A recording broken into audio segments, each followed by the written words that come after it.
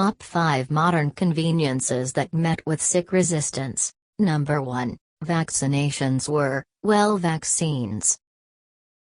Online harassers call them hostile to vaxxers, however they were once named anti-vaccinationists, and they've been around any longer than coronavirus, and clearly, they're individuals who go against immunizations and antibodies or just accept my body my decision with regards to inoculation. Regardless of the way that immunizations are viewed as one of the best 10 accomplishments in the space of general well-being in the 20th century, and have saved incalculable huge number of lives, actually individuals have gone against it for more than it has formally been near. Indeed, even the interaction of pre-inoculation called variolation went under comparable fire by the general population. The public dismissed immunization for some reasons, going from resistance in the mid to late 1800s in the United States and England to the smallpox antibody, and the counter-inoculation associations that accordingly framed therefore, to the later inoculation discussions encompassing their security. A lot of it, however, in all likelihood has to do with dread of the obscure, and trust. Number 2. The bicycle would cripple you, or worse. Back in Victorian occasions, specialists were absolutely against individuals riding bikes, particularly ladies. To such an extent, they in a real sense rehearsed an upsetting type of pseudoscience. Their feelings of dread were misinformed to the point that they guaranteed that riding a bike shamed a lady's stroll by making it anything but a plunging sort of movement. They likewise felt that the action could really wear an individual's body right down to the bones, causing conditions, for example, bike foot, and bike hand, which were profoundly dreaded. These specialists additionally asserted that bike riding could even harm your face by the blend of the solid breezes made by the energy of the bike, added with the strain of the exertion, causing bike face, which was purportedly a perpetual condition. What's more, concerning the humility of ladies, the effort would unquestionably make their slight casings become extremely manly, giving they could endure the torment obviously. Probably not. These specialists never got the notice about the worth of activity. Number 3. The airplane was a toy. In 1911, an extremely compelling individual offered the significant remark, "Planes are fascinating logical toys, yet they are of no tactical worth." The bizarre thing about the obstruction here is the family of the individual standing up to.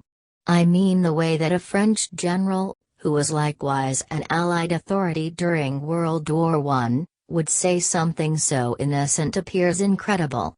That French general was as a matter of fact Ferdinand Foch. How should he not see the capability of a machine that flies for basically airborne observation is past this author.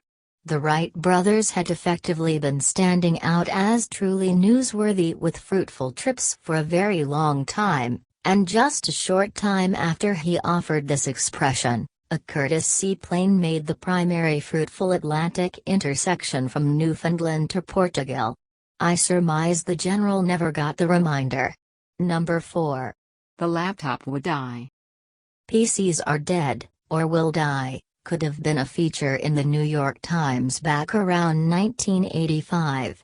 Basically that is the thing that the tech authors were saying in the paper about that recent fad in individualized computing.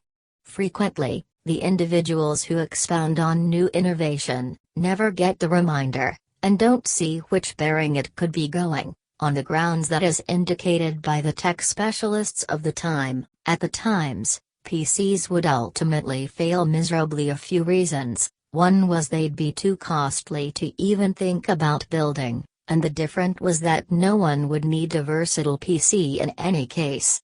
They were anticipating that, regardless of how economical the machines become, they just couldn't envision the normal client taking one along when going fishing. As such, on the off chance that you were fishing, you wouldn't need a PC, since you were outside. With all due respect, there is the way that the World Wide Web, Internet, and Wi-Fi didn't exist then, at that point, so our computerized world wasn't close to their radar. The incongruity of this is the way that Nikola Tesla had effectively created cell innovation in excess of a portion of a century sooner. Number 5. The light bulb was unworthy. In 1878, the British Parliament had a chipper brilliant thought when they framed what was evidently a logical council accused of making a report on Thomas Edison's thought for the glowing light. The board's last assurance was that what was to get renowned worldwide as the light was sufficient for our transatlantic companions, yet dishonorable of the consideration of functional or logical men. Would that be English logical men? Seeing how the brilliant light being referred to was on the opposite side of the Atlantic, possibly they should have attempted it? Or on the other hand, in the event that they did, given it a touch all the more a possibility perhaps, or something.